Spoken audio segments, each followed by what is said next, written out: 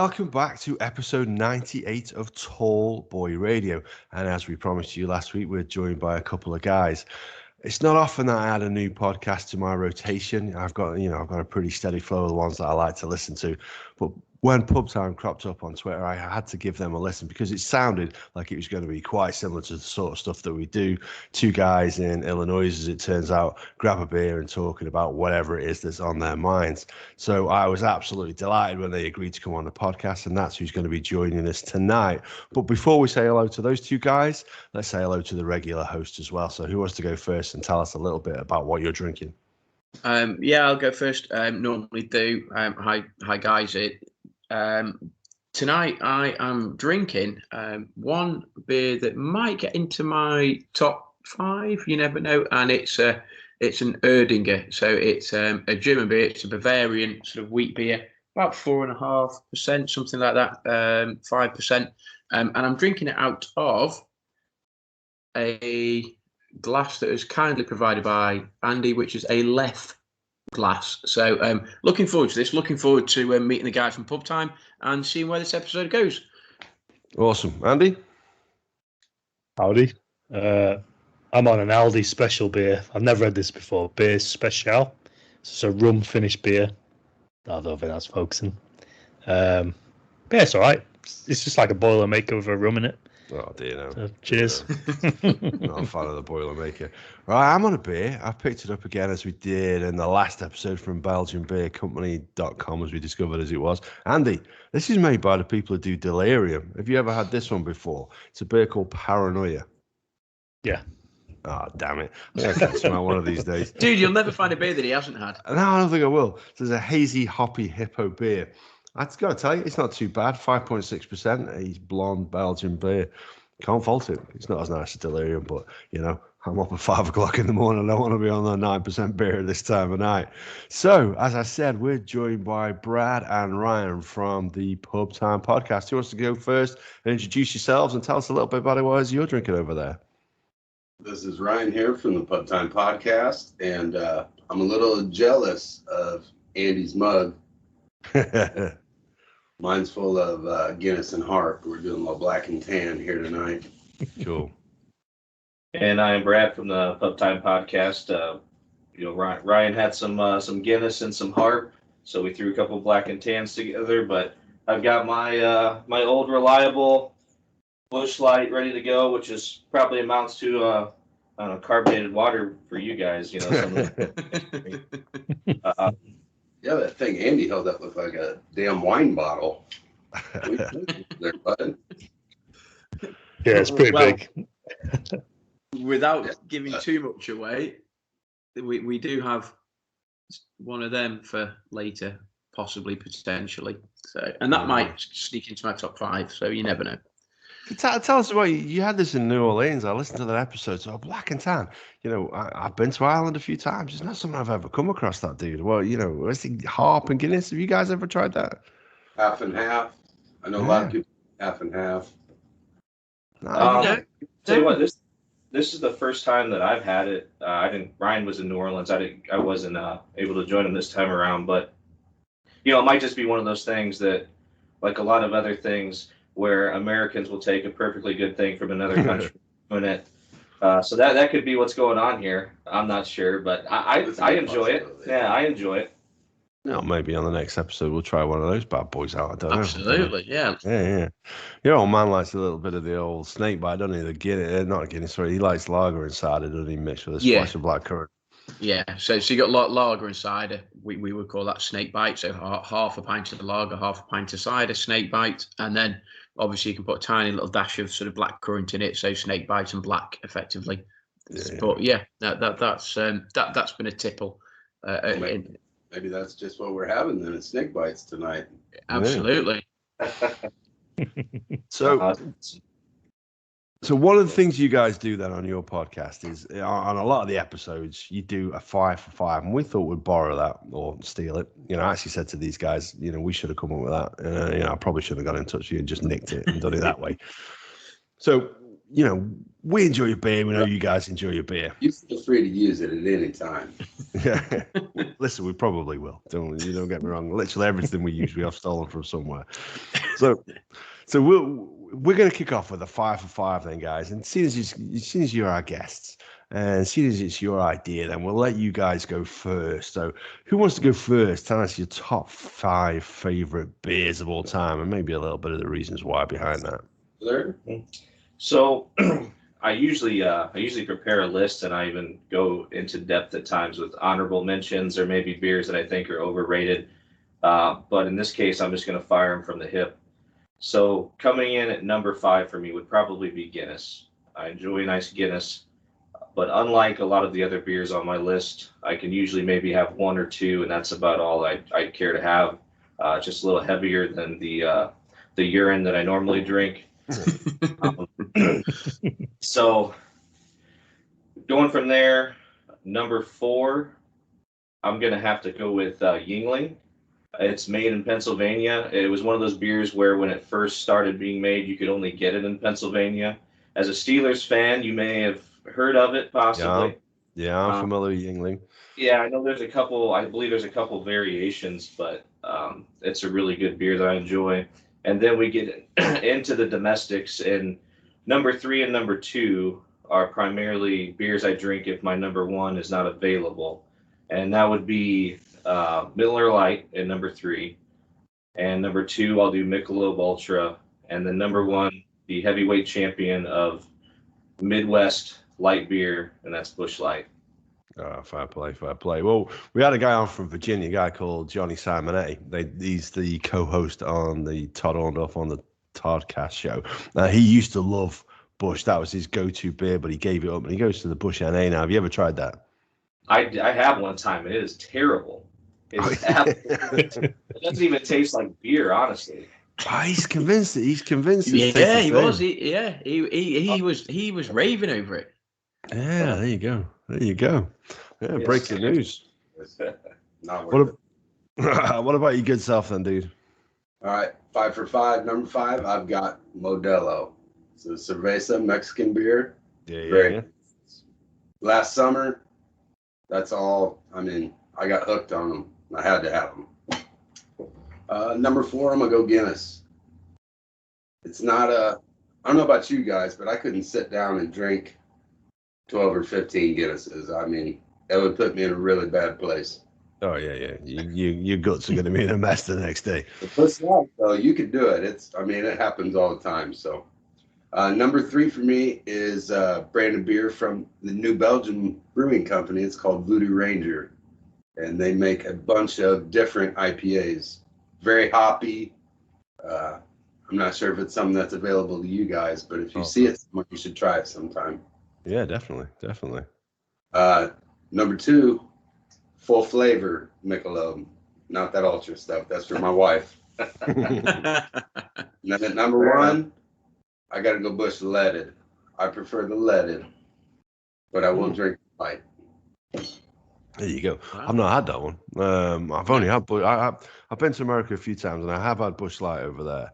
And I've not had the other one that you mentioned. Is that made by the same people that do Blue Moon, or is it a different thing? Which one?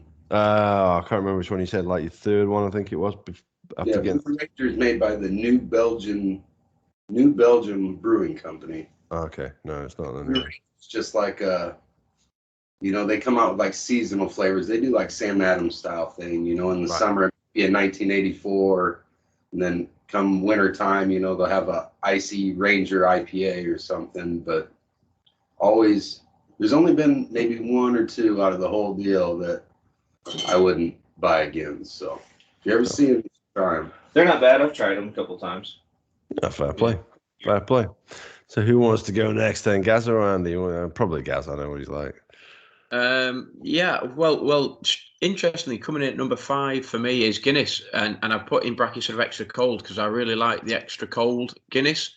I don't know whether you guys get the extra cold version over there, but it's basically chilled. It's like Guinness, but a bit more chilled, and it's just that fractionally crisper. Obviously, it's a bit cooler, so it's fractionally crisper. It's not quite as heavy, but the Guinness extra cold. Now, I went through a phase of drinking that like loads, like so much of it. It was ridiculous. But really enjoyed that. Number 4 is San Miguel, which is a sort of go-to, sort of relatively middle of the road lager for me. And there's a couple of stories about my old man who used to drink and still drinks like a fish, and various drinking stories about San Miguel. So that brings back some nice memories. But I really enjoy San Miguel. Third on my list, dude. I'll put you on that one. Nice memories. I remember Sid Stagg doing when he was on the San Miguel, as he calls it.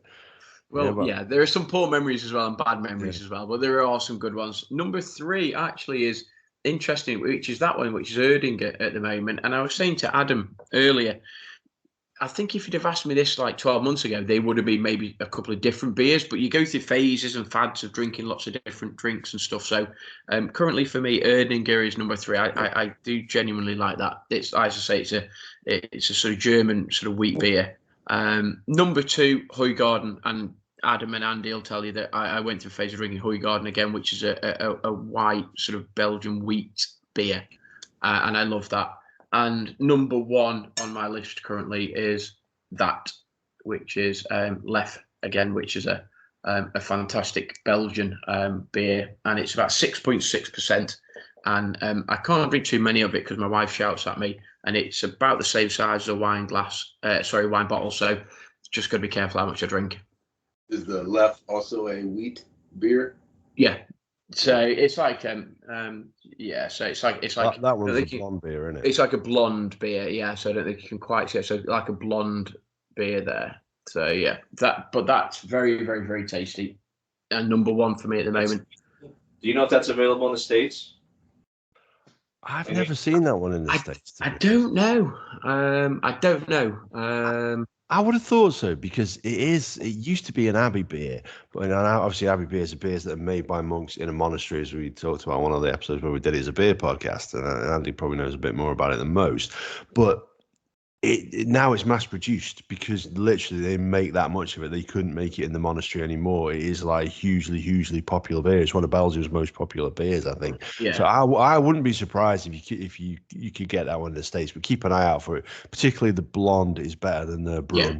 And I think there's a rose as well, which is strawberry flavored, which is it's only about 5%, and it is quite drinkable. It is a bit of a gem, but yeah, you can't go wrong with that blonde beer. It's an absolute beauty. Yeah, the blonde, as I say, 6.6%, and it comes in quite large bottles, as you can see. You can get smaller bottles of it, but it's beautiful, very, very, very tasty.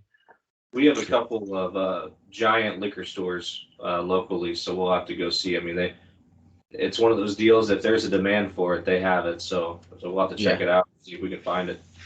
Yeah, I definitely heartily recommend that one. What about yourself, Andy? I suspect Belgian beer will feature quite heavily on your list. Yeah, mostly. I missed off Guinness. I did have a good memory of it. My boss, I lived in Belgium for a while. My boss took us out to an Irish bar, and we were watching a Champions League final in 2009, I think it was, and we had 15 on the bill. There was 15 Guinnesses, and 10 of them were mine, and I was really rough then. But it's beautiful. But yeah, my list is mostly Belgium stuff. I've got Delirium Red at number 5, which is a cherry beer. Can't remember the percentage of that. It's about 8%, is it? 8, is it something like that? I don't know. The cherry's 8. Yeah, Erdinger Dunkel, which is a dark. Don't even know what type of beer that is, really. It's sort of like a lighter Guinness, I'd say. Erdinger Dunkel. I got Lef on there, number 3. Pirate, number 2, which is like an amber beer, 10.5%.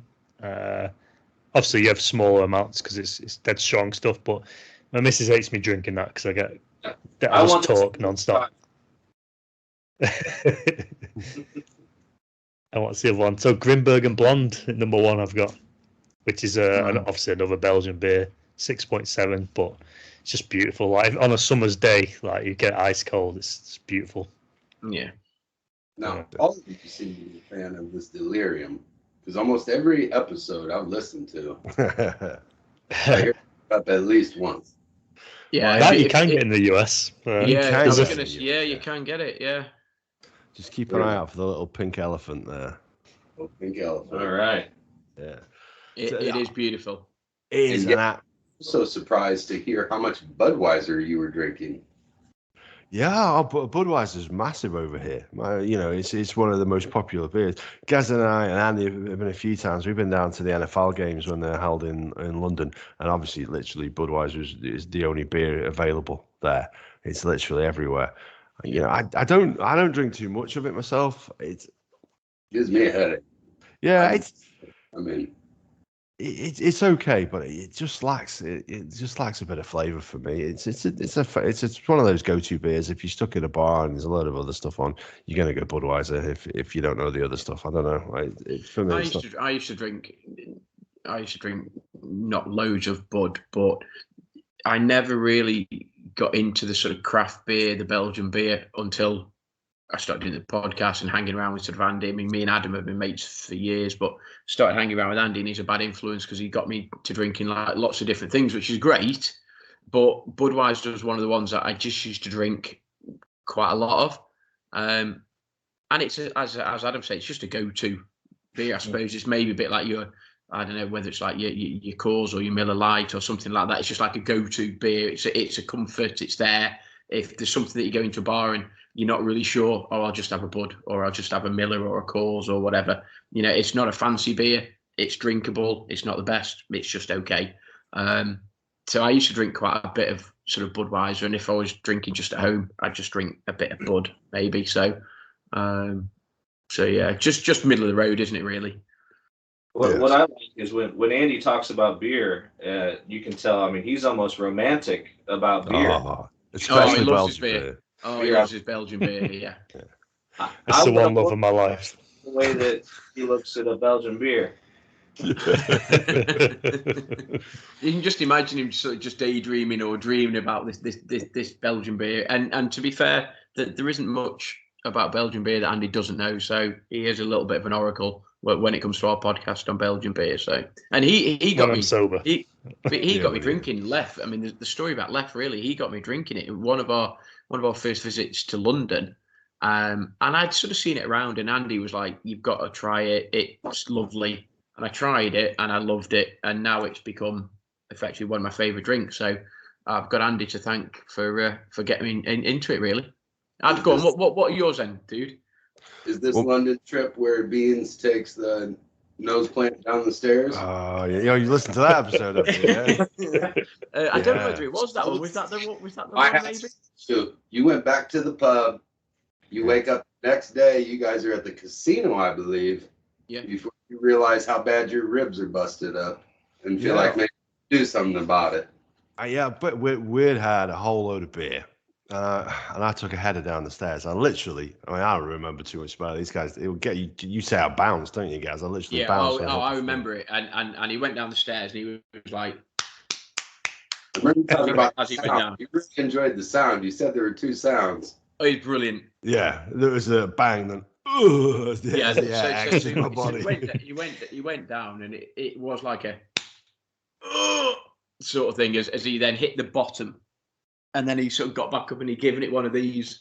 And I've got a photo of him, and he's like bloodied up in his nose, and he's just like, just like, dude, you're really not good, are you?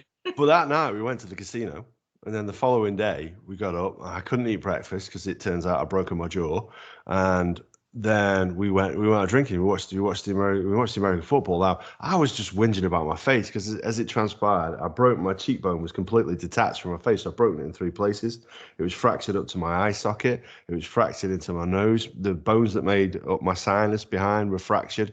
I fractured my jaw, and I was just whinging about that. And then we were in the pub and we were just going to leave. And I threw my backpack on my back. And my ribs, I don't know if they popped out or popped back in again. I don't know which way they went, but Jesus Christ, it hurt like hell. And I said, oh man, I didn't even know they were done. I was too busy worrying about my face. But yeah. Next time we do London again, we're taking a GoPro out. I don't know whether you guys can pick that up. Yeah. That's awesome. That was him when he was a lot slimmer back then. Yeah, but that was him sort of very bloody sort of. So that was quite humorous. Yeah, it was only about 3 years ago as well, dude. That's quite impressive. And actually, that was him bless him in the casino. I think he'd realised he'd actually hurt himself at that point. So yeah. Yeah, I knew I was in trouble. And then I had to come home and face the wife and explain to her. Anyway, so we went to the pub Sunday night. Sunday night, I came home from London. I slept tonight, and I took myself off to the hospital the next day. Yeah. Yeah, tough. I tell you. She hasn't forgiven me since. For the last 2 days. I know. Well, this is it. Yeah, I was. To be fair, I've done my spine once as well. I slipped on ice once and fractured my spine. And I did again. Then I didn't take myself off to the hospital till the next day. And why? I got up in the morning. And I was like, man, I couldn't sleep. And I said to the wife, I said, like, oh, I'm not good. I'm gonna have to go to the hospital. I'm gonna have to take myself off to the hospital. She goes, oh, okay, yeah. I was like, no, seriously, I want you to drive me to the hospital. When I say that, I'm just being polite. I want you to take me to the hospital now. And she made me sit there on the bed for an hour while she did her makeup and everything like this at like 5 o'clock in the morning. And then like when the nurse came through, said, you need to come and see him because he's fractured 2 vertebrae. She was like, oh, okay. I thought he was just messing around. He just bruised himself a bit. It's like... Till death do us part, right? Yeah, exactly. Yeah, he's come close twice, actually, as it turns out. Funny story. You and Brad here are both ordained ministers. So we got to get Bean's top 5? Oh, no. Did we get your top 5 yet, Bean? No, yeah. But I'd hear about it. Are you like with the ULC as well? What's that? Oh, yeah. I am an ordained minister. I think I did that on a drunken night about 12 years ago.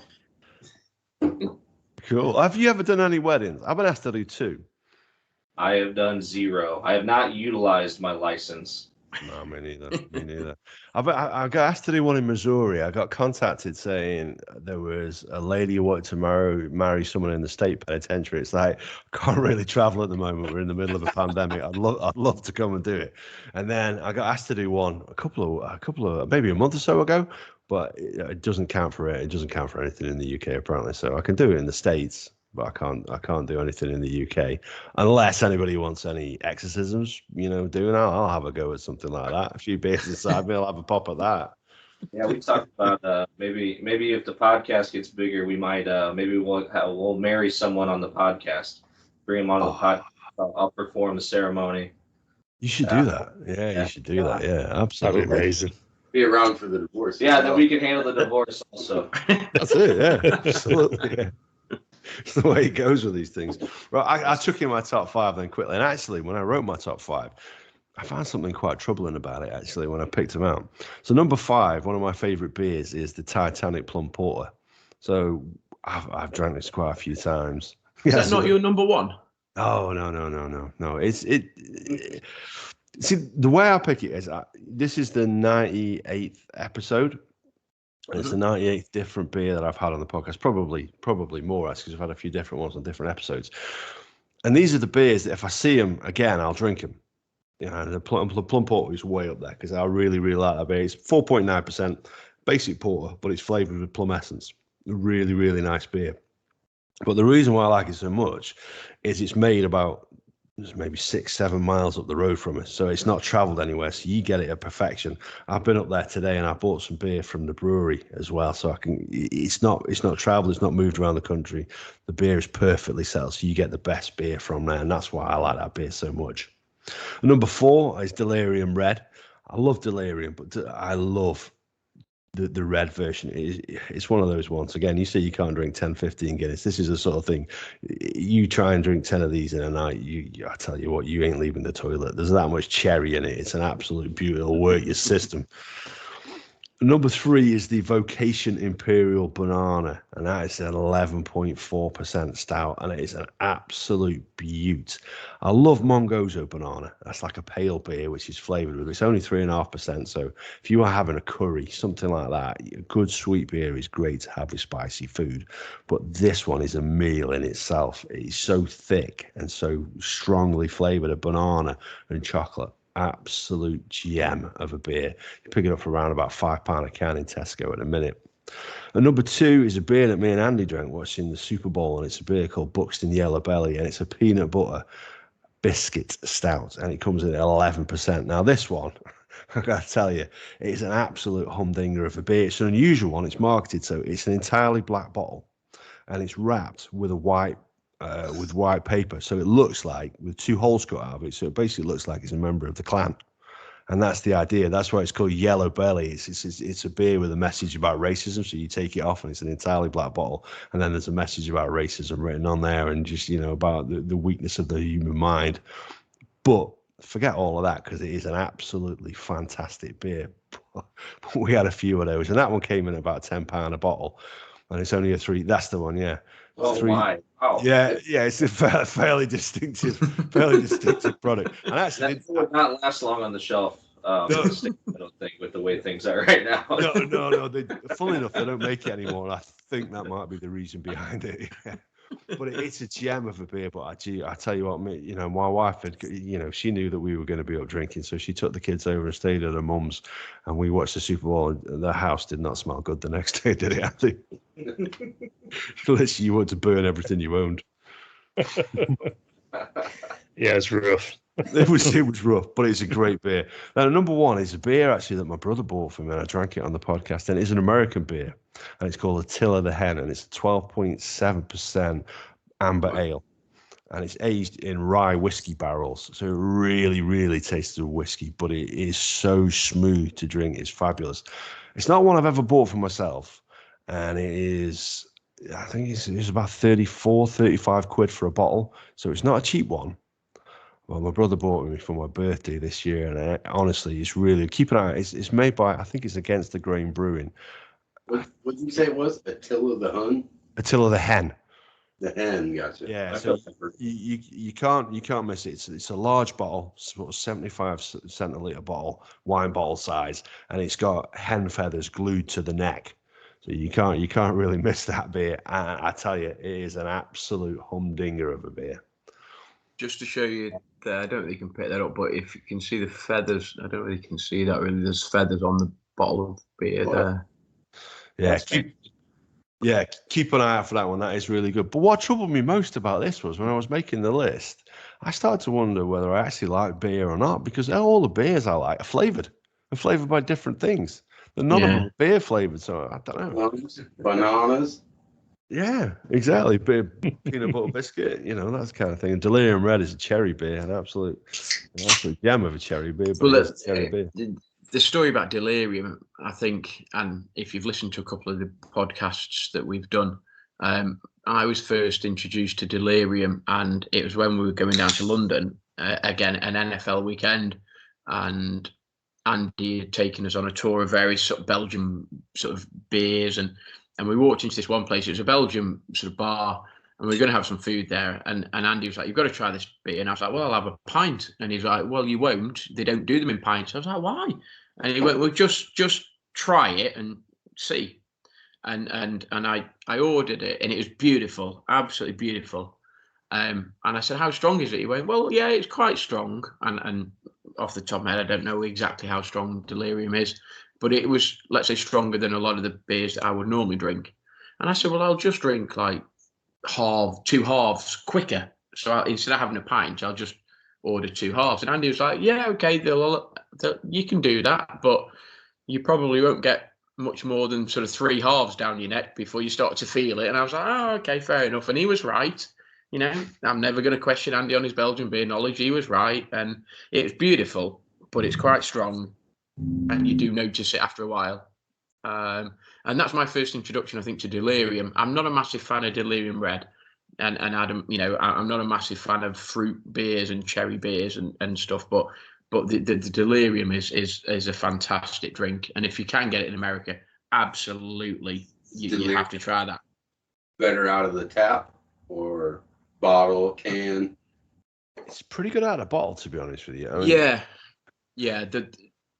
I've never drank it. I don't think I've had it out of bottles. So bottles for me, they're crisper. If at the right temperature, they're nice and crisp. So I don't know what Andy will think of that, but I always drink out of the bottle. But there is they do a few bars in the US. They have like a few obviously in Belgium, Argentina. I think it's New York. I'm sure they do a few more in the US. I'm just trying to have a quick look. But yeah, it's definitely worth it. Yeah, if you can get it, if you can get it, the bottles are very, very, very tasty. And you know what? I would say Lef and Delirium. If you can get them in America, you've got to try them, guys. That they are beautiful. Oh, absolutely! I'd love to. We might have to. I don't know. Special run. That's right. We'll check it out. Well, I'll tell you what I'll do. Guys. If you obviously, pass your details over to Adam, and if I'll ship a bottle of Lef to you guys, or a couple of bottles of Lef to you guys, and you know what, and if you can't get it, then I'll ship a couple of bottles over to you, and pass your details over to Adam, and we'll make sure that you get to try them, because you absolutely have to try that beer. It's absolutely delightful. So I'll do that for you guys and ship it over to you. No bother. Now listen, I'm not going to hold that Bears jersey you're wearing again. I wondered how long it would take. I thought I'd put it on a special. Football. I was going to say, I don't know if I can trust your taste in beer after knowing what your taste in football teams. I can't believe you guys from Illinois, you don't support the Bears. Come on, what's all that about? Well, okay. So my dad is a Bears fan, and it's not like a diehard, but he was a Bears fan when I was a kid, and I was never like passionately into the Bears. And I don't know, I was probably somewhere in middle school, so maybe 10, 11 years old. And I turned on a Colts game one day, and it was right after Jim Harbaugh was with the Colts. Yeah. And I want to say it was the year they maybe made it to the AFC Championship game. The comeback kid years. Was it? And I was just hooked after that. And then obviously I was playing youth football, and one year we got to go. Indianapolis is about 4 hours away from where we live. And so our youth football team, we got to go to a Colts game and play on the field before the game and stay and watch the game. And I was just hooked at that point. And that was Peyton Manning in the early days, when he led the league in interceptions and all that. But then, I just kind of lucked out. I got to be a fan of the Colts and the winningest decade in NFL history, which was awesome. So, and really, we poke a lot of fun at the Bears, but it's like anywhere else. We're not Bears fans, but we are surrounded by Bears fans, and fan is short for fanatic. And most fans are unreasonable and over the top passionate, which, hey, that's what makes sports great, is being just totally emotionally invested into something that's completely out of your control. Yeah. But we're being surrounded by so many Bears fans that from the outside looking in are so delusional. It makes it easy to poke fun, I guess. And I'm sure if I lived close to Indianapolis, I'd be surrounded by a bunch of crazy lunatic Colts fans. Let's just say currently it's very, very easy to become very disillusioned with the Bears. Let's just throw that out there at the moment. We're not great. We won't be great for a while. And when growing up, Chicago was my American city for whatever reason. I loved the Bears. When I first got into American sports, I would very much support the Bears, the Bulls. And Chicago was just a town and I didn't really have any connection to them other than the fact that maybe, the mid 80s, the Bears were pretty good and the Bulls were pretty good. And I got into American sports, so they were my team. And once you have a team, well, you can't change, they're your team. So through thick and thin, the Bears have been my NFL team since 83, 84, and obviously go back to the days of Walter Payton, the fridge, and and all of that. So Mike Ditka, and I grew up watching them, and I've then gone through the very, very lean years, and now we're still in the lean years. I can't believe Rex Grossman got us to a Super Bowl, but hey, that's a completely different story. So they're just my team. And I chatting to Adam before you guys came on, and I know both of you have done this. My bucket list is to go and watch the Bears play at Soldier Field. So that, for me, being in the UK and being a massive Bears fan, is bucket list number 1/2 for me. And I know both of you guys have sort of done that. So I suppose as a non-Bears fan, what was it like? Because I just want to pick your brains. What was it? What was that experience like? I've never been. Sorry, I thought you'd been. I've never been to a Bears game. I think Ryan went to a preseason game. Yeah, I watched him play the Raiders. So Okay. I will tell you, unless you're going very early on in the season, you better pack some serious luggage. Wrap up warm. Coldest damn place in the world. Wind. When they say the Windy City, they mean it. It's hit you in the face for however.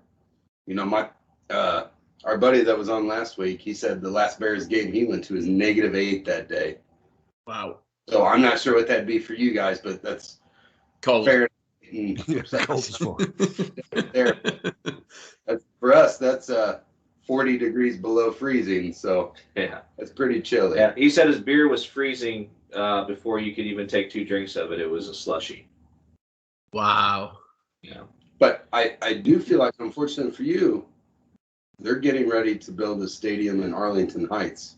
Yeah, they are. I think they're planning on moving, and it's strange because the English football team that I follow, a team called Everton, they play in quite an old stadium, and it's old, it's wooden, it's rickety. It's not like, and I was talking to Adam off before you guys came on, and it's not like SoFi Stadium, which is like fantastic and it's all singing, all dancing, and Soldier Field is an old stadium. It's an old style bowl stadium, and it's got none of the sort of multimedia aspect and none of the wraparound sort of telecasts and all of that. So but to me, that's like the spiritual home of the Bears, and I'd be gutted when they go, because they will go, but I'll be gutted when they do leave Soldier Field, because I desperately want to go and watch them play there before they leave. So I got a few years, I'm guessing, at least.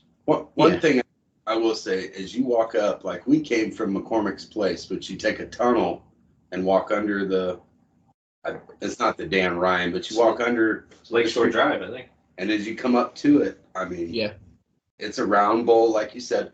It looks like the Roman Colosseum. You know what I mean? These huge pillars out there. It's impressive when you come out of that tunnel.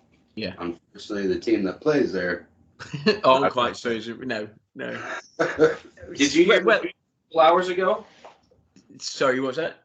Did you hear the news a couple hours ago about Matt Nagy? Please tell me Matt Nagy's gone. Has he been sacked? Thanksgiving might be his last They said game. he was told that Thursday will be his last game. Oh, wow. Have they come out and said that, have they? Yeah, well, which I think is strange. Why are you going to tell the guy, hey, the next just game, get rid of him now. Just do it now. Like, he's playing the Lions, though, so it doesn't matter. Well, it doesn't matter. Yeah, you the should do what you Lions, want against the Lions. And actually, Andy's team are the Lions, and they do suck. So I'm just glad we play the Lions twice a year, because we get 2 wins. That's. You could at least chose the Vikings. I don't know why you ever dropped that nickname, but you could have chose the Vikings, because you looked like someone's village yesterday. My NFL experience, I just love NFL rather than a team. I just defaulted on the Lions. we went down to London one year, and it was like, oh, Andy, you need to pick a team. And I think he walked into the sort of big shop, and he was like, oh, who do I want? And he picked this hoodie, and it was the Lions. It's like, well, that's my team then. It's like, yes, that's fantastic. We get 2 wins from you every year, so that's not a problem. I don't mind that. And I think from that moment on, Andy basically has been a Lions fan. But you're more of a football fan than a Lions fan, really, aren't you? So yeah, US sports I tend to follow. Well, NFL, I just like any game that pops up on the TV. Basketball, I'll follow certain players, but yeah, NFL is I'll just watch anything. Yeah, I'm to the point now where I just enjoy good football. I like the Colts, but I bet you I watch just as much of everyone else as I do the Colts.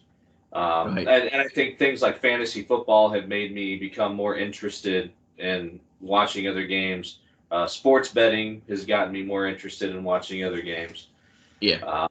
I just enjoy a good football game. So how far do you think the Colts will go this year then? I don't know. They're looking really good here lately. Jonathan Taylor, he ran off 3 or 4 touchdowns on Sunday. They got it. 4 rushing, 1 receiving. They got it going, and right now with Derrick Henry hurt, the Titans are in trouble a little bit, so the Colts might be able to sneak up there and win the division. I don't know if they got the firepower to make it very far in the playoffs, but I think they could definitely make a run to win the AFC South. I was saying to Adam, the start of the season, the Bills were the team that I picked to do quite well, but a lot of the teams that you would pick to do quite well, they're having not great. I mean, the Bills for the last couple of weeks haven't been great. The Chiefs haven't been sort of great, so a lot of the teams that you would pick to think, yeah, they're going to be fantastic, they're a bit sketchy at the moment. I feel like that's what always happens in the NFL. Oh, well, yeah. I feel like every year you go in thinking you know exactly who's going to be good and who's going to struggle, and after a few weeks, it all gets turned on its head.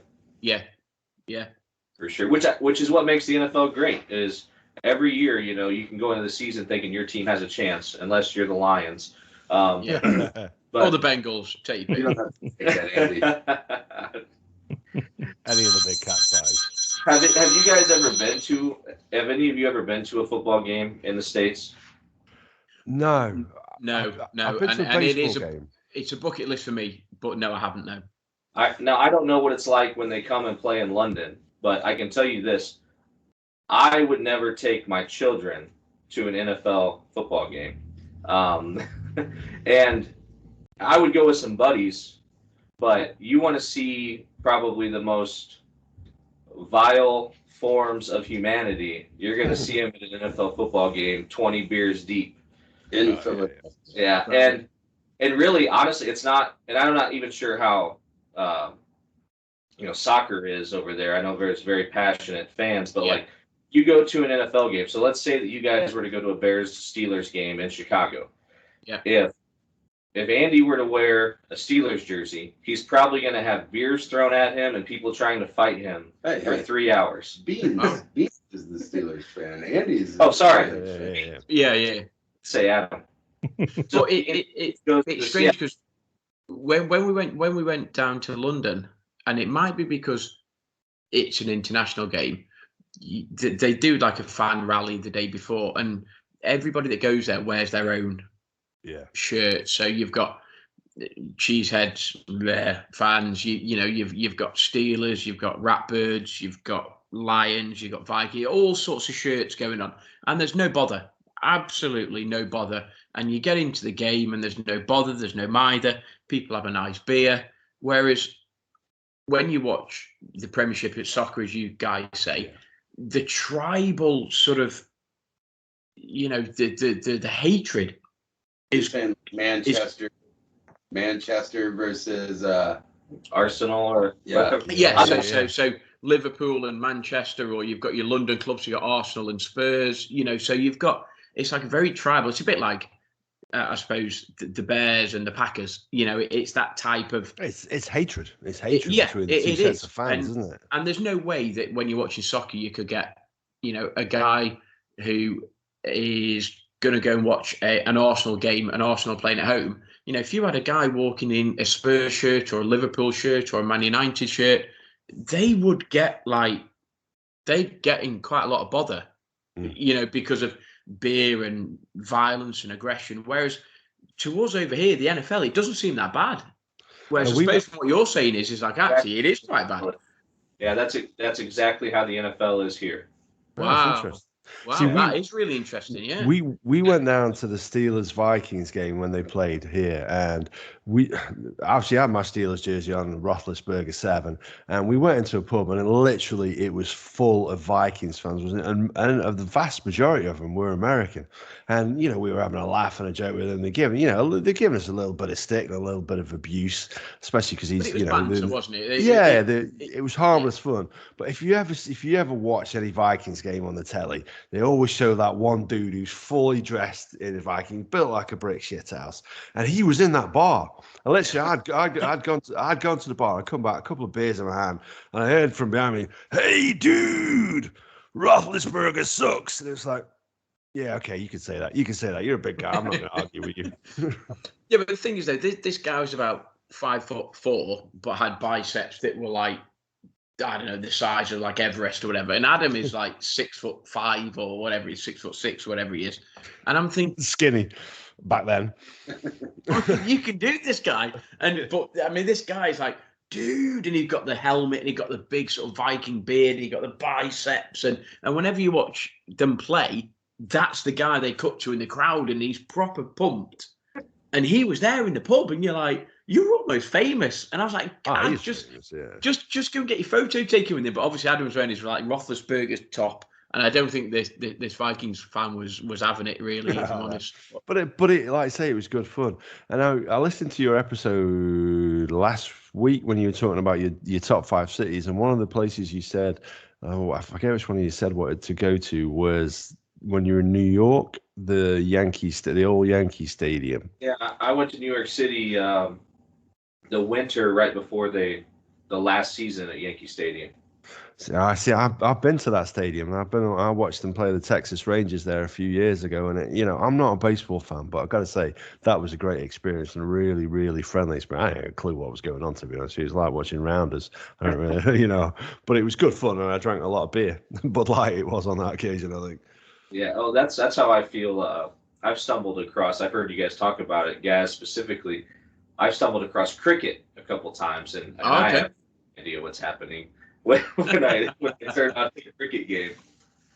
So, for the uninitiated, cricket is like the most stupid game you will ever wish to even try to watch. Not just for the uninitiated, for the people who play it as well. Let's just put it out there. It's a ridiculous sport. It was made up by the English when the English were out there and conquering the world. It was made up in India to waste time. They just had all this time on their hands, didn't know what to do with it, and that's what the sport of cricket was made up to do.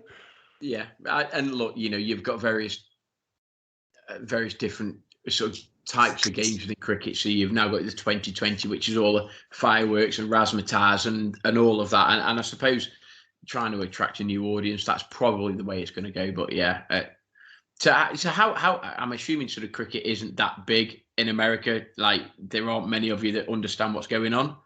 No clue. My high school. Not a clue. Love that. See, now, like when the pandemic first started, I got into rugby. Okay. Never really watched it. But I will tell you, I watch more rugby than I watch NFL. Okay. Really? Because those guys, I mean, you see these, they don't make the kind of money players make in the NFL. No. And you will see some asshole sit out for 4 weeks with turf toe in the NFL. Rugby, I mean, you can watch them physically get their head split open. Yeah. And they're walking to the side, getting wrapped up, taped, and they're walking right back out there. Yeah.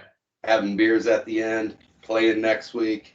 Yeah. Don't miss the game. Now, unfortunately, for most of those guys, at the end of their career, that comes back. Of course it does. Yeah. But I have really, found a love for rugby. I never knew. You look at some of the hits that when you watch rugby, international rugby, and America went through a phase of being actually half decent, to be fair, a game that they haven't really traditionally done that well. They've only just recently started playing, but USA got 100 points. All Blacks 2 weeks ago, so they still ain't it up. But the All Blacks are, the New Zealanders are very, very, very good, and it's an absolute passion for them. But you look at some of these guys, and they're 6'4", 6'5", and they may not be, the 250, 300 pound sort of offensive line, defensive line guys in the NFL, but they're very much like tight end sort of builds, and they're 6'3", 6'4", 6'5", and they're going at it. And there's no pads, there's no helmet, and some of the hits that these guys put on each other is like, wow, like seriously, like you guys are proper going at it. And and there's a phrase in England, and it says, a rugby player will try to convince a referee for 80 minutes that he's okay to carry on, whereas footballers will try to convince a referee for 80 minutes that he needs to go off injured. And basically that's the difference between what you guys call soccer and then rugby. It's like these guys are like, they're quite happy to have their head split open, but literally put a plaster on it and a band-aid on it, and I'm going back on and I'm going to play. And that's what these guys are like. That's probably my least favorite thing about watching soccer or football, as you call it. The flopping and the faking of injuries that seems to take place.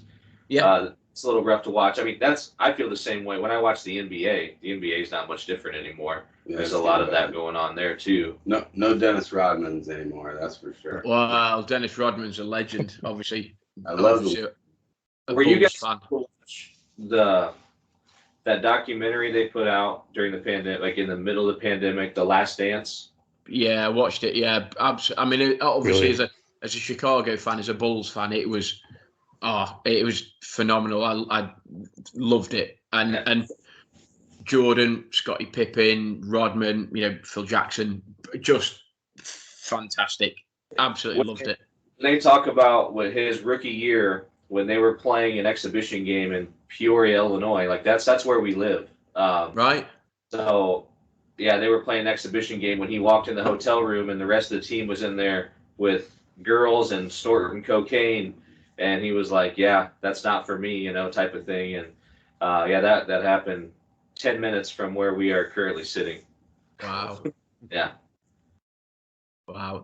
So, I mean, that was, as I say, as a Bears Bulls fan, when that came out, came out on Netflix and it was like just fantastic. Loved it, watched it, binge watched it. I've got to watch it, episode after episode. I think I watched the whole thing in like a couple of days or something. It was brilliant. Oh, I thought it was fantastic. It's one of the best sports documentaries I've ever watched. Yeah, but it just showed how I say Jordan because he was the poster boy, but how he drove everybody else on to be, and I can imagine him being a bit of a shit in the dressing room, but he just drove everybody else on to be the best that they could possibly be. And that was his whole philosophy. It was like, I'm going to make you as good as you can be because I think you can be better than what you are currently. And it's just that whole, I loved it. Just the whole thing was just phenomenal. And I love the fact that Dennis Rodman went off to Las Vegas for 2 or 3 days in the middle of whatever it was, the conference finals or whatever it was. And he just went missing in action for 3 days. And he's and then Mike had to go get him. Yeah, absolutely. Yeah, brilliant. It was just, absolutely. That was just him all over. He told Phil Jackson, he said, he's not coming back. I told you, he's not coming back. Do you guys watch football at all? Do we watch what, say? College football? We don't really get that over here, and that's a real shame. That's a real shame. I think they show a little bit on. We've got you got BT Sports, haven't you guys? Yeah, I've got it. Yeah. Yeah, they show a little bit on there, or they used to. I don't know if they do anymore, but yeah, they don't really. I follow a little bit online. My family's sort of originally from Oklahoma, so I follow a little bit like the Sooners and Oklahoma State Cowboys, seeing how they're doing, and and then obviously Pitt. I see obviously anyone who the Steelers are interested in, I try and watch their games a little bit. Beans, I do have a question for you. Yeah. I was listening to your guys' wrestling episode yesterday. Okay. You were at Wembley Stadium for SummerSlam 1992. I was, yeah, I was. Do you remember all of it? Do you remember most of it? I remember bits. I've got it on DVD somewhere, How loud was that place when the Legion of Doom came out on those motorcycles? It was incredible. As soon as you said that, I was like, that's what first popped in my mind was the Legion of Doom coming out on those Harleys. Oh, it was loud. And we weren't too far from the stage, actually. We had pretty good, seats. We were standing through all of it. But that wasn't the only wrestling used to tour, like the WWF as it was back then, would tour the UK from time to time. I'd seen them in Birmingham and Manchester and a few places like that. So I forget how old I was at the time. Maybe 1992, I'd be about 19, would it be, Gaza, back then? Yeah, 19, yeah. So I thought, I couldn't miss out on that opportunity. And we went down, and when they went, when they came out on those Harleys, it was loud. It was loud, but the whole stadium was loud for the whole day. It was incredible. When especially you got a British Bulldog like headlining the event. He was hugely popular. I've always preferred the Hitman myself, but that's by the by. And then obviously, was it the Macho Man and Ultimate Warrior? That's the one I remember. I remember watching the bit where, when Macho Man leaps for the top ropes and the Ultimate Warrior catches him. It's like, that is a ridiculous feat of strength. Yeah, I used to love it back in the day. Used to love that kind of stuff back in the day. Well, Wembley Stadium, I feel like, is one of those, just like we talked about Yankee Stadium, it's Madison Square Garden for you guys, Yeah. It is. Yeah, I mean that one then, they had the towers at the front back then. It's been pulled down and it's been rebuilt with the arch over the top of it since. So that was the old stadium I got to go to. I've been to, we've been to Wembley a few times for the NFL. Yeah. And strangely enough, the amount of times I've been to Wembley, I've never been to watch a game of football there. It's always been NFL. Or it's been I went years ago to watch. It was in England under-21 international, and I went back in the day when they had the two towers that sat at the front of Wembley, and it was fantastic. But I never really took it in, and it's only since really going with these guys to the NFL. And obviously the towers have gone down and you've got this big sort of arch that lights up and it looks fantastic. And there was quite a lot of, I mean, obviously was it the Jacksonville owner? Was it Khan? Is it not? What's his name? Shad Khan. Khan. And he put a bid in to buy Wembley Stadium because he wanted effectively to turn not necessarily the Jacksonville Jaguars into the London Jaguars, but he wanted to buy Wembley Stadium. And obviously the Jags have, they've committed to is it the next 10 years or something? They've just renewed their contract or whatever. So, because he owns a football team in London as well called Fulham. And it's the same. So he owns this football team and the Jaguars. And I think he is a big believer in trying to grow the NFL and this, that, and the other. So, but he put a bid in to buy it, and I think was it, I don't know, it's the FA, the Football Association in England turned it down or said it wasn't quite enough or whatever it was. So the NFL did that Europe League. Did you guys ever go to any of those games? You never know. No, I mean, it wasn't great because it was made up of effectively college players, wasn't it? That was what, so you got lots of college players and they played, and sort of all they wanted was contracts for the NFL then. So I get it was a feeder league, but you've got teams in, was it a couple of teams in Germany? There's one in Holland, one London, Scotland, maybe. But no, and then never went. Was it Europe? What's it called? Come on, Ad, help me out. What's it called? I think it was just NFL Europe. Is that what it was? Right, okay. Yeah. I think you guys will have a team. I think in the next 10 years, I think London will have a team. Do you think within 10? Do you think within 10 years? I wouldn't be surprised. I mean, I don't do stuff think all the it'll take time. that long. It may not take that long. Yeah, I think I think you might see London, and then you might see them expand up to like Montreal or somewhere like that into Canada. Yeah. I think it'll happen. I mean, Montreal obviously a lot easier to do than London. So excuse smaller. How long? So excuse my ignorance. How long would it take on a plane to get from sort of East Coast to West Coast in America? Are you talking like 5 or 6 hours? No, I mean, so let's see. New York to San Fran or New York to California, something like that. I've never flown coast to coast. I've flown from Chicago to Vegas, and I've flown from Chicago to New York City. I want to say from Chicago to New York City was like 5 hours. So I really, think wow. I've flown New York to Vegas, and I think that was a 5-hour flight. Really? Wow, you guys must have been cruising. Yeah, I'm sure it's like 5.5 hours, and then it was a 7-hour flight from Manchester to New York, and then I'm sure it's 5.5 hours from New York to Vegas. See, that's what I'm thinking. So obviously the guys on the East Coast, it's probably easier for them to go to London than it would be to go to California, wouldn't it? Right. Or about the same. Yeah, probably the equivalent. Yeah, if the Giants went to London, it'd be probably the same as if the Giants went to Los Angeles. Yeah. Probably very similar. Yeah. If the Rams went to London, that'd be a little different. Yeah, so you're talking like lots of hours. Yeah. So I've flown the direct flight from Manchester to Vegas as well, and I think that is 10.5 hours. which I can't work out the maths as to why that would be different. But you do as soon as you, yeah. I'm not going to try and explain how it works, but yeah, I know it was a 10.5-hour flight. And I was bored as hell. So you think? So if you think that if London have a franchise, if London have a team, and let's say they become the London Jaguars or whatever, you would have to think that they, in a conference, they would play.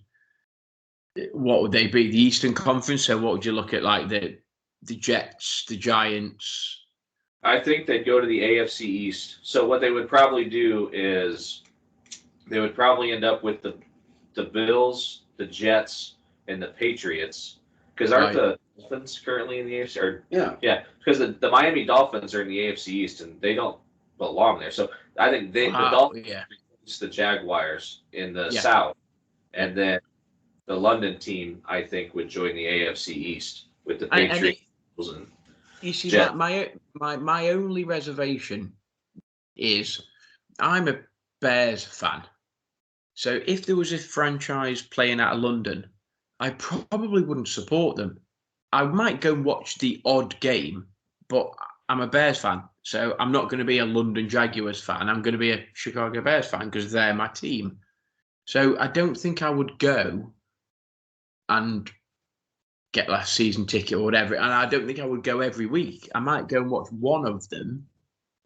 And I worry about, is there enough to support a London team? Yeah, that's probably what's most interesting about it is the NFL is so popular and they've been going over and playing games in London for so long that everyone's picked a team. You've staked your claim already. Yeah. And so you're going to have to start a fan base from scratch. And like you said, especially in the UK, you don't just jump ship to a new team. Once you've planted your stakes, that's where you're staying. And I'm sure they probably realize that would be a challenge. There are a lot of Jags fans, though. There are a lot of Jags fans over here. You do see a lot, even if we've gone down to games when the Jags aren't playing. Because if the Bears aren't playing or the Steelers aren't playing or the Lions never really play, do they? Let's be honest. But whenever we go down there, we'll just pick what looks like the best game and we'll go and watch that. But you still see a lot of Jags jerseys, don't you?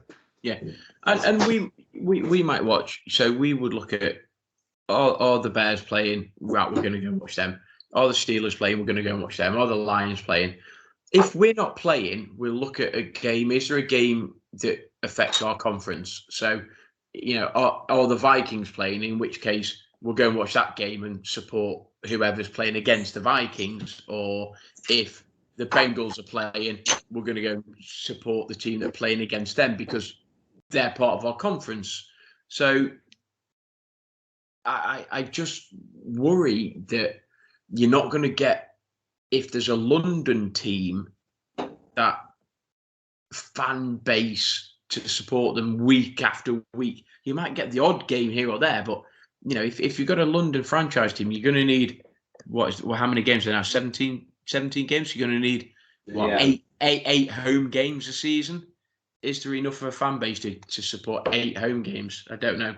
Yeah, I get what you're saying. I think that what kind of stinks about it is it's almost unfair to the players that would play for the London team because every road game you're traveling a minimum of 6 hours on a plane. Yeah. No matter what, no other team in the league has to deal with that. Yeah, that's true. So that might make free agency difficult for teams in London. What are you guys drinking there? I've just noticed you've opened a couple of other different drinks there. What have you guys got? I got the Busch Light going now. I just getting after them snake bites. Oh, nice. Yes. That's something you don't see very often in the UK, is it? Guinness in bottles. No, I'm just seeing that on there. In cans with the the old widget in it. This is the first time I've ever had it any other way than from the tap. I've never had Guinness out of a bottle or can, only from the tap until about an hour ago. Oh, wow. Okay. Yeah. Well, virgin. That's another one I got to tell you. I had a pint of Guinness in Dublin in the St. James's Gate Brewery where it's made. And again, like I always say, if you get a beer and it's not traveled, it's not been moved around, and that is the best pint of Guinness I've ever had. I'm not a huge Guinness drinker like you guys are, or like Gaz is, but that is an absolute belting pint of Guinness. It's so smooth and so thick. It was ideal. That sounds. I would love to go to Ireland. If there's anywhere I could go out of this country, that's probably one place I would choose. Yeah. And you go to the brewery, you go to a place called Temple Bar in Dublin, which is a famous bar. And I don't know if you've heard these stories, but you've got one guy behind the bar, and all he does from 7 o'clock in the evening till 11 o'clock in the evening is stand at a pump, and he just pulls pints of Guinness, and then he goes, right there, son. He's built like that from the Vikings. Yeah, exactly. One arm. Absolutely. Yeah. His left arm is nothing, but I got a red too. Yeah, absolutely. And all he does, that's all he does. And because it's so popular, and people go to the Temple Bar to drink Guinness, and at any point you can have Guinness sitting on the bar, and it's like, okay, well, we know we're going to get them sold, and there are multiple pints of Guinness sitting on the bar, just effectively being waiting to be purchased and drank. And there's a guy, and all he does is he just pours pint after pint after pint after pint of Guinness, and it's like, wow, like I'd love to go there. I've never been there, and I'd love to go to Temple Bar. That's what he's doing. He's doing God's work. Absolutely. Yeah, absolutely. Amen to that. So we like to try and keep our podcast to roughly around about the hour mark, and I'm pretty conscious that we haven't really talked much about you guys and what you do. So tell us a little bit about the Pubtime Podcast. Tell our listeners why they should come over and listen to you guys as well, and just tell us a few of the goals that you guys set. You're setting out when you're starting it off. Well, to be honest, me and this guy, we've known each other basically our whole lives. We spent probably the last 15 years coaching wrestling together. And when COVID started, we both kind of hung it up. There's a lot more entailed to,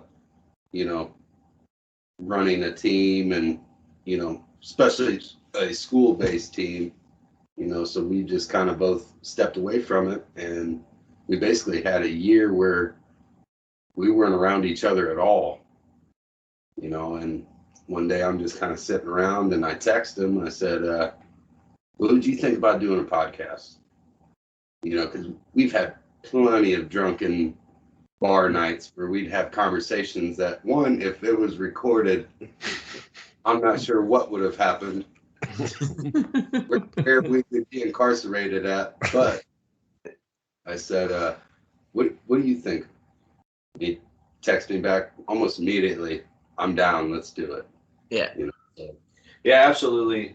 We kind of talked about it years ago, kind of before everybody had a podcast, and maybe we should have got it then on the ground floor. But it really has. It's given us a good opportunity to still get together and talk more often, and really, it's kind of a selfish venture in a way, because it's really just so we can get together and sit here and talk. And from the get-go, we both said, what's our goal? Is our goal to build some podcast that thousands of people listen to? And almost immediately we were both like, no, it's just, we're going to sit down and talk about whatever we want to talk about. And if people happen to like it, that's great. If not, that's fine too. We're just going to be ourselves and kind of have just a normal conversation that we would normally have, and put it out there for everyone else to listen to. And that's weird, because we went through a phase of thinking, how do you get bigger? How do you get? And we're like, well, why are we worried about that? We're not. All my thought was, and this is effectively the premise of our podcast, was we go down to the NFL. We're in a pub in London. We're sitting around a table. If you would put a microphone in between us, what would we be talking about? And that's our podcast. That we're just three guys. We're just going to sit around a table. We're going to have a couple of beers. You're going to put a microphone in front of us, and we could talk about this. We could talk about that. There's no airs, no graces. It's just, what is it we're going to talk about? And It's just a couple of guys having a beer, having a laugh, talking about whatever it is they want to talk about. And that's the premise.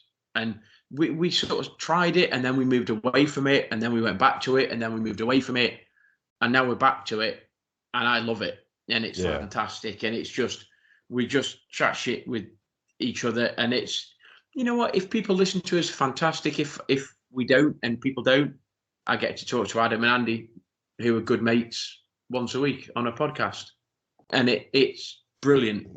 You know, Andy lives a little bit further away than Adam. Adam lives pretty much next door to me, so we get to see each other a bit more often. But Andy lives a little bit further away, so don't get to see him in person that often. But I get to chat to him every Tuesday night. It's brilliant, and I love it. And that's what I love about our podcast, and that's what I love about you two guys. You guys, the same as us. You just sit there, you chat, you have a beer, and effectively put the world to rights and just talk about whatever it is you want to talk about.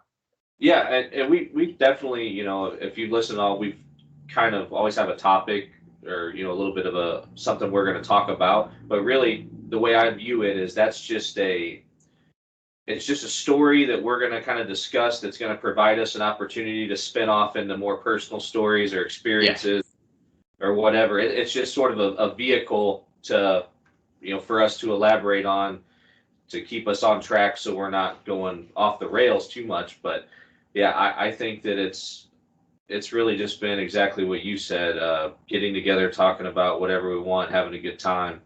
And it's definitely tempting, as you experience, to start to wonder, you know, gosh, how big could we make this? You know, what do we do to get more people to listen? And at the same time, though, you just kind of once in a while have to give yourself that reality check of, there's so many podcasts out there. People have options, you know, and I know that we're an acquired taste a little bit just by some of the things we talk about, and our sense of humor is unique. But yeah, it's just about getting together and having a good time and having a few drinks. Yeah. Amen to that. Absolutely. And like I was chatting, I think it was yesterday with Ryan about, you know, when we went up to Scotland and we went to the darts and like doing it as an outside broadcast. And that was the first one we went and did. And we literally, we rocked up at the World Disability Darts World Cup.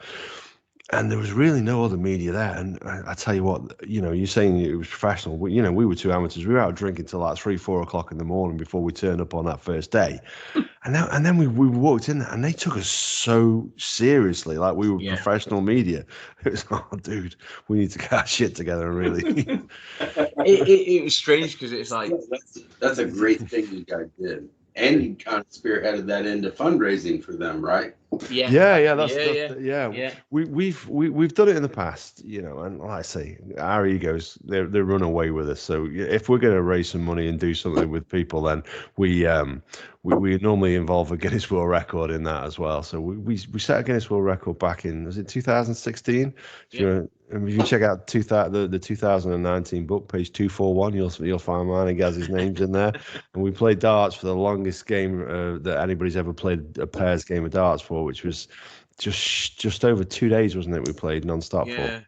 Was it 49 hours and 49 hours and so many minutes or whatever it was, And then I will tell you a funny little story about the name Pubtime.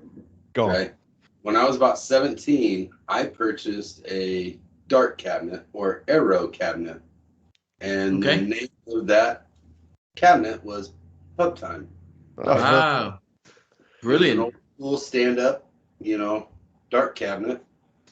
And when we were kind of talking about it, the same thing like you said, we imagine we're sitting in a bar and someone just dropped the microphone down in front of us. What would we be talking about? What would it be called? You know, and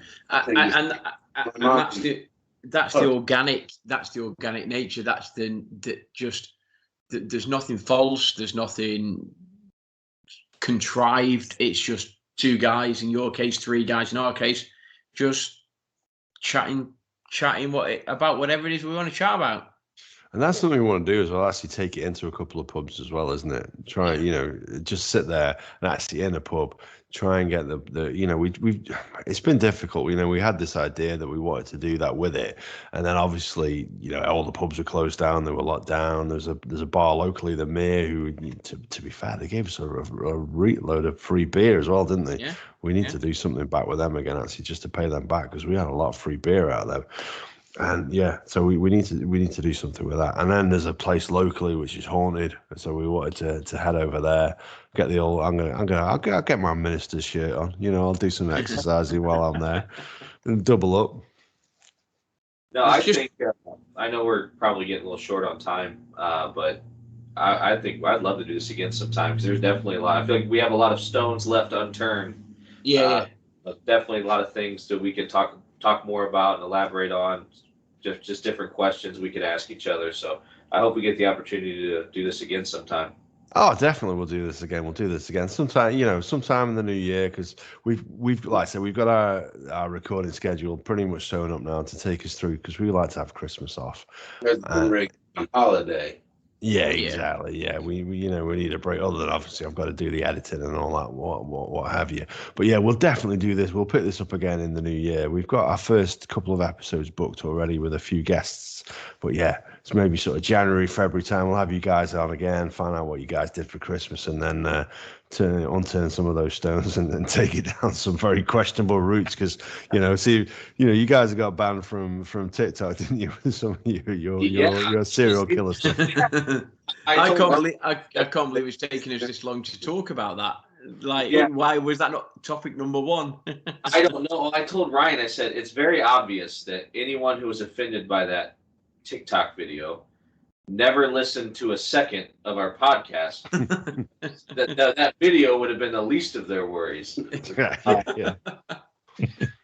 With the serial killer stuff, that stuff went way off the rails. But I don't know how it can't with the nature of the content. But yeah, for sure. Next time, somebody's got to take Andy's microphone off mute. So he can participate. You listen to a lot of our podcasts, and Andy is on mute quite a lot of the time, and every now and then he'll pull out a little gem, and you just see that little symbol go like unmute. Okay. Yeah, absolutely.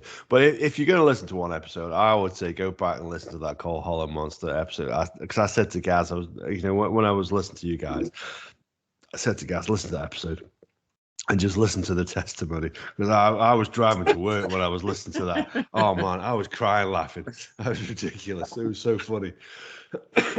Yeah, Ryan said that to me. He's like, you got to watch this. He goes, I just found a gem you can listen to. And, it was perfect. Absolutely perfect. Oh, it's hilarious. Absolutely hilarious. I couldn't figure out it was one of you guys doing the voice, though, or that's something you found, was it? Just a YouTube video, I'm pretty sure. Is all it was. Man, I thought it was something you faked and you were saying it was genuine. If we get too big, we're going to get hit for copyright infringement. Gotta stay down here. I don't know. I can't see the regular guy who did it and owning up to it, to be honest. Oh, that's awesome. No, I always I probably had sex with a couple Yetis after seeing oh man. You always gotta sit there whenever there's a quiet person in a group. I'm like, that guy's probably smarter than all of us, just sitting back going, listen to these idiots. Yeah. That's Andy. Definitely that's Andy. That's what he wants us to think. I actually think he's frozen. I actually do think he's frozen now, yeah, I do. Very still. Yeah, you can never tell. Still. He does this every time when we start up. He has microphone problems. He's definitely frozen. He's definitely frozen. 100%. Yeah, 100%. So we'll wrap it up anyway. We'll try and get him back on the call shortly before the end. But yeah, honestly, he's back. He's back. And again, he's back with the land of the living. Here he is. Yeah, so we'll wrap it up, and we'll definitely pick this up again in the year. In the new year, we'd love to have you guys on, honestly, yeah. And we'll talk about. We'll let you guys pick the agenda next time. We'll let you guys lead it and just see which route we end up taking it down. So let's say our goodbyes the way we always say our goodbyes. We'll go to our two hosts first, then we'll let our guests say goodbye. Go on, then. What's to say first? Yeah, you know what? I've had a bit of a hoot tonight. Absolutely loved meeting you guys. It's been great to hook up. Loved listening to your stories about sort of football and beer and how you guys got together. Really, really, really looking forward to hopefully catching up with you guys again in the new year. Absolute pleasure to meet you guys. Hope your podcast continues to grow. We'll continue to help to support that in any way we can, in retweets and this, that, and the other various social media. Absolute pleasure to meet you guys. Appreciate it. Cheers. Cool. Andy? This thing working? No, it's been good. I love that intro you guys do. The music's brilliant. So I'm going to try and fit that more into my listening stuff. But yeah, it's been a pleasure. I'll talk more next time. I'll have a few more beers and I'll be opening up. Go on, guys. Do you want to say your goodbyes? It's been great meeting you guys, getting the opportunity to actually speak with you face to face. And what do you think about a little? Could we do a little pub time send off? Absolutely, yeah. Is everybody got beer in that glass? Well, why don't you let Beans get out? You get his piece in, and then we can wrap up with a little toast. I'll just say cheers for listening, and thanks again. I'll catch you next time. Yeah, it's been fantastic. I've ever since Ryan texted me, we got this set up. I've been looking forward to it. I told I had to leave work a smidge early today. I told my boss, I'm like, look, like we're gonna get on and talk to these guys from the UK. Like I've been looking forward to this for a couple weeks now. Got to make it happen, and honestly, it's been awesome. It's been a real pleasure. So we'll go ahead and get out of here, and same with you guys. We'll share everything, whatever we can to help, and I look forward to doing this again. Appreciate it. It's been great, guys. Cheers, guys. Cheers, guys. Cheers. As well, all the rest can go to hell. Good night, everybody.